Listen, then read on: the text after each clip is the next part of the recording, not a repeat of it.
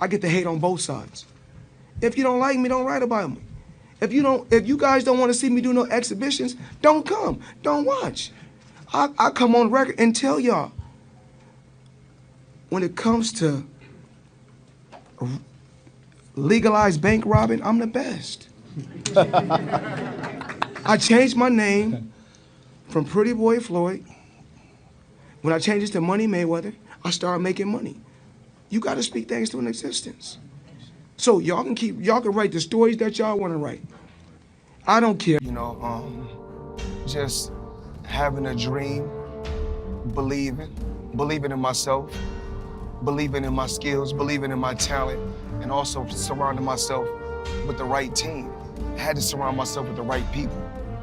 And everything took flight, you know.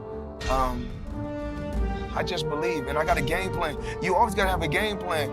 Even like everybody in this audience, you know, what we're slacking is this. We have to go back to the old school, pen and paper. We have to write That's my thing, I love writing. We have to write our ideas down and sit it right there on the nightstand, and you got to see every day, you see certain goals. You can write down 10 goals.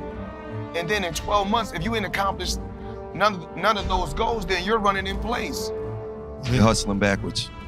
Yeah, you definitely. Floyd, you live an American dream, man. When you see me, you see the cars, you see the flashy, but it's a lot that comes along with that. A lot of smart moves that's behind the scenes. So what I did was, I invested. So kid come up, all this trauma, American dream shit too. All this trauma, Michigan to Jersey, going through it, family going through it. And mother on drugs. Oh, mom's on drugs, dad going to penitentiary. And you own skyscrapers in New York City? Yes. Oh my God, come on. So everything is possible. Anything is possible, anything is possible. You know, best thing about my career was I'm my own boss, that I wanted to do what I wanted to do. I rolled the dice, and to become great at whatever you want to do, you got to roll the dice and take a chance on yourself. Absolutely. And that's what I do. Told me, you want to be the highest paid athlete? We'll do that. You want to go on Forbes as the top guy? We'll do that. I've been through a lot of ups and downs, but I beat all the odds. How did you keep your mental from all the trauma that you witnessed? Because that's just a little bit. You had a lot of shit that you you went through. How did you keep your mental together as a kid? You running in the streets, you're boxing, you're going to the gym, your dad going to. How did you keep your mental together from all that trauma? I just say to myself, I just look at the people out here in the world today. And a lot of times we cry, we complain. We complain about things that's not really important. We always worry about who got the most, or who got this and who got that, instead of just staying in your own lane worrying about what you got. So that's what I try to do. I try to focus on Floyd Mayweather. I don't try to get in nobody else's lane. I'm not jealous of nobody else, and that's what I do.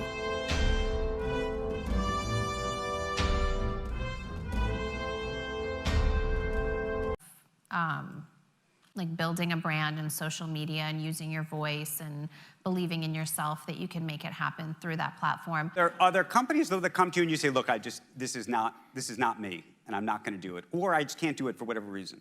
Well, absolutely. I mean, I think we've really learned by trial and error too, and experience. I mean, there was a time when I was about to say earlier that Kim and I in the beginning would sit and have these goals we would write down for the year and what we really wanted to do. And the first thing that we talked about, and Kim's passion was from the very beginning, was fragrance. And that was so just her thing, was fragrance. Growing up, she loved fragrance. So that was one of our first goals that we wrote down, and something that we were able to accomplish, and that felt so good. I'll never forget her and I sitting at the Beverly Hills Hotel at this meeting, and the guy handed us a check. Do you remember that? And we probably went in the bathroom stall we were and shut screaming the door, up and like, woohoo! Yeah. And it was so exciting and satisfying and rewarding. But what did you want to be when you grew up? When I was about 13 years old, I looked at my best friend, and the show The Real World had just come out. And so I said to her, oh my gosh, that's what I want to do. I want to be on a reality show. Wow. And you have to be my manager. And she looked at me and said, well, I said, we both have to audition for the real world. Let's make a tape when we're 18. We'll send it into the producers, and we have to do this show called The Real World. She was like, you can do it. I'm not a chance for me. I'll be your manager, and you know, we'll make a tape for you. So it's just like such a full circle moment, because she's a manager now. She's in the management business, and my show is produced by the people that did The Real World. You know, just take over the world. I love it. Well, I feel like your dreams are going to become a reality because you're really into something that helps those dreams come a reality, right? I am. I've been big into lately. I've been big into making what I call vision boards, dream boards. Oh, I know a vision board. I have one. Yeah. Oh, yeah. Yeah, In Nashville, that's Do y'all have vision boards? Yeah, well, we made notebooks. We cut out newspaper articles and magazine pictures and made notebooks for our travels. Oh my gosh, I love it. What's on your vision board? Oh, I got Oh, you have a vision board. Yeah, let me show it to Sneaky, you. Ron. I brought it. Oh my God, I love I Australia. had it on there. I went to Australia and I did comedy there in April. That's amazing. So that happened. I'm going to Japan in December. Hopefully I'm going to get a baby. That's my new baby. I love it. And I'm just trying to stay committed in everything. My acting, my comedy, my girlfriend, just trying to stay committed. That's beautiful. This ultimate vision board, the ultimate thing is a show and movies and stuff like that. Is there anything that you have made manifest that's actually happened because of this vision board? Yeah. My house was one of my first major vision board things. I put that when I didn't have a house, living in my apartment. And what it does for me is just kind of, it focuses me. It gives me a direction instead of just being this guy who doesn't have his hands on the rudder or the oar or whatever the fuck the thing that steers the boat. I put that I wanted to be on Reno 911 in there, and I taped that. I don't know if I got cut out or not because it's, 6-minute Quibi thing. But a lot of things I put on my vision board end up happening. Many people talk about this. I just changed my mindset from a survival mindset to a thrive mindset of like, oh, I am okay. I am fine. So I can go ahead and just take care of this business. I'm going to get more work. I'm going to get more jobs because I've proven myself. It's not a fluke.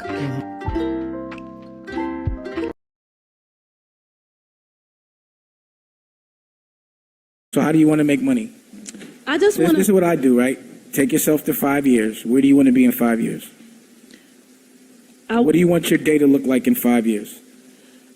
In 5 years, I just want to When you wake up, you saw I just said what I did? I get up, I work out, I go to the office, I edit. That's what I wanted my day to look like. You have to have a very direct... See, the thing about it is, to shoot a movie, you need a script, right? You can't just freestyle it. You can't say, I want to say this or kind of like that. You have to be very direct. And then you put all your energy to what you want, you visualize it, and then it has to happen.